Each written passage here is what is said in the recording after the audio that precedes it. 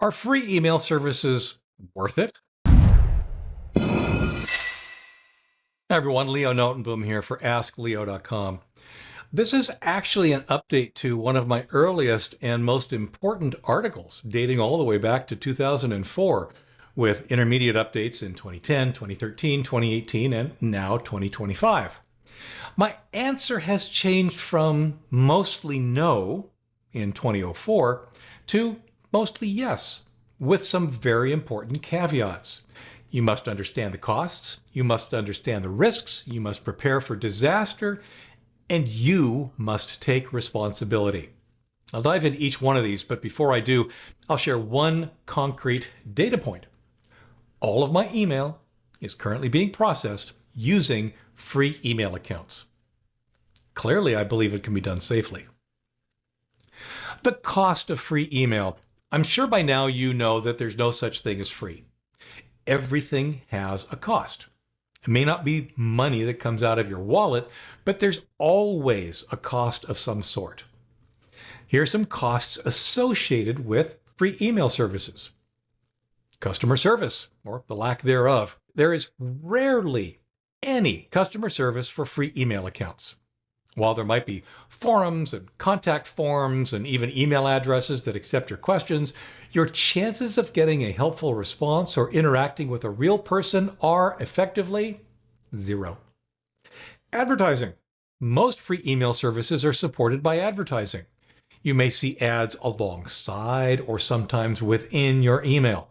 Depending on the service, there may be even ads added to your outgoing mail. Privacy. Advertising based on the contents of email raises the issue of privacy. It reads your email to determine which ads to display. Some services may also use your information to target ads elsewhere or tailor features and functionality based on your usage, or even share your information, presumably anonymized, with third parties. Spam. Free email services seem to receive a disproportionate amount of spam. There are theories about why, but you'll receive more spam using a free email service than with most alternatives.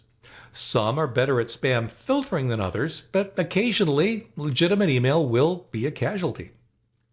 Deliverability. A lot of spam also seems to come from free email addresses. Spammers regularly abuse free email accounts or make it look like spam is coming from free email accounts. The result is a built-in penalty. Email from a free email service is slightly more likely to be filtered as spam. Based on the questions I receive and the problems I see almost every day, the lack of responsive customer service is the single biggest cost that people pay. The risks of free email. Not a day goes by that I don't hear of problems with one of the major free email providers. It's never a problem with the service itself. The problem is almost always the inability to sign into an account because it's been lost or somehow compromised. I can thus easily identify the single biggest risk for anyone using free email in any way at any time and for any reason: lack of customer support. Again, there is none. Someday, somehow, you'll run into a problem for which you need help, and there will be no one to help you. Period. You will not get help. You are on your own. If you can't figure it out, tough luck. And yes, that often includes losing your email or losing access to your account completely, forever. Now, you might think I'm being alarmist, but please trust me, I'm not. This is what I see and hear from people desperately asking for help almost every day. Help that in almost every case, neither I nor anyone else can give. Preparing for disaster. With all that being said, it is possible to use free email accounts quite safely. Like I said, I do it. You just need to prepare. Being prepared really boils down to a list of do's and don'ts you've probably heard before. Use a strong password. Many hacks result from simply guessing your password. I recommend nowadays that you use at least a 16-character password, ideally including random characters. I have an article, What's a Good Password, for more. Use two-factor authentication. Please just use it. It's not nearly as complex as some seem to believe. Sometimes it's referred to as multi-factor or simply 2FA. Using it means that knowing the account password is not enough to log in on a machine that hasn't logged in previously, like in overseas hackers' machines. Don't share your password with anyone. If you give your friend or your spouse your password and for whatever reason they stop being your friend or spouse, they continue to be able to access your account. Planning to change passwords when you break up doesn't work. Often the account theft happens before the breakup or even causes it. Don't write your passwords down. If you must, keep it in a locked drawer, a safety deposit box, or something similar. Written down passwords will be found. Instead, use an encrypting password vault like 1Password or others to remember your passwords for you. This also makes it simple to use exceptionally strong passwords you don't even need to remember yourself. Don't log into your account on any computer you don't control. Ever. Public or shared computers are a goldmine for account thieves and hackers. I often hear from people who checked email at a friend's house, or worse, a public library, only to find that their account was quickly compromised. Don't log into your account over unencrypted or open Wi-Fi connections. Fortunately, most web-based services use HTTPS, which is encrypted. The problem is that when they're unencrypted, anyone within range can capture your username and password. I have an article, How Do I Use an Open Wi-Fi Hotspot Safely, that has more. Keep your machine clear of malware. This could be another list of do's and don'ts all by itself. Don't open attachments you don't expect. Don't download from sites that aren't known to be absolutely trustworthy. Run up-to-date anti-malware software. Keep all your software up to date, and so on. My article, probably the most important Ask Leo article ever, is Internet Safety, 7 Steps to Keeping Your Computer Safe on the Internet. Don't fall for phishing scams. No legitimate service will ever ask you for your password in an email. If you're not sure, check with the service directly by visiting their website. Do not respond to emails that ask for your password. Ever. Keep your recovery information up to date. This one is so hard to stress enough. When, again, not if, you run into problems at the account level, perhaps a forgotten password or even a compromised account, it's the recovery information, like a phone number or an alternate email address, that will save you.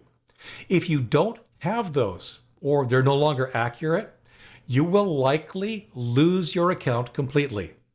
In fact, I call it, and I have an article called, a one-step way to lose your account forever. Back up. Now, I don't mean your PC, though of course you should back that up too. I mean back up the contents of your online free email account.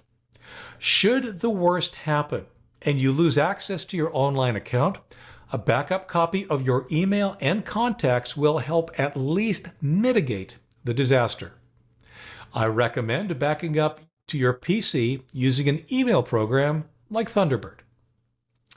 All the recommendations apply to any email service regardless of how you access it. In fact, those recommendations apply to any online service, not just email. Here's a quick rule of thumb to help you judge if any of this really matters. If your free email account went away completely tomorrow, along with all the mail and all the contact information it contains, would it be an inconvenience or a catastrophe? If it's the latter, you need to prepare now. Taking responsibility. Most of what I mean by being prepared is taking personal responsibility for the security, the integrity, and the reliability of your own email. It's your responsibility to maintain your account securely. It's your responsibility to back it up in case of data loss. It's your responsibility to have information and procedures in place to be ready to deal with account lockouts, theft, or just about any hiccup that might come along. It's your responsibility to deal with all the problems that come up. Always assume there will be no help. It's all on you. If that's not acceptable, well, then you shouldn't be using a free email account at all. Look for alternatives that, at a minimum, offer more comprehensive customer support. Now, free email account can be used with less concern for purposes that are less important than quote-unquote real email. Throwaway accounts. Free email is perfect when you really don't care what happens. They're great when you need an email address for a company that might spam you later. They're useful if you need or want to remain anonymous or otherwise separate that email from your important stuff. The risk, though, is that while you might think it's unimportant, it often turns out that it really is. Back to the rule of thumb. If the email account went away completely and without warning, would it matter? If the answer is anything other than a hearty and well-considered no, it's not really a throwaway account. Spam filters. In an ironic twist, Google Mail, Gmail, turns out to have a very robust spam filter. Yes, your Gmail account will get tons of spam, as all the free services do, but Google's spam filters are, as I write this, the best I've seen at filtering out spam. In fact, it's one of the things that attracted me to using Gmail for most of my email. Service access. This is a strange one, but sometimes you simply have to have an email address with a particular service in order to access certain functions. My Hotmail account is my Microsoft account, and my Gmail account is how I access Google-related services. Even if I never use these free accounts for any email at all, they're still important, and they needed to be treated responsibly. So, bottom line, can you use free email for real? Yes, but remember, you'll lose your free email account for any reason. It's likely you will not get it back. It's possible, but in my years of experience, it's unlikely. When it happens, you lose your email address permanently.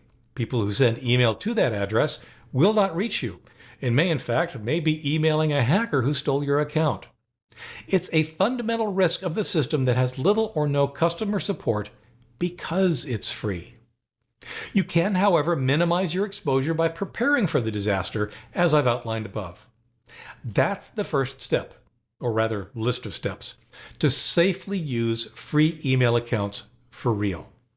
But by far, the single most important thing you can do is to consider what happens if your free account were not there tomorrow, and then take responsibility for making sure that that doesn't happen or has as little impact as possible if it does. Literally years of reader questions and reported problems only continue to strengthen my belief in my position. For updates, for comments, for links related to this topic and more, visit askleo.com/2217. I'm Leo Notenboom, and this is askleo.com. Thanks for watching.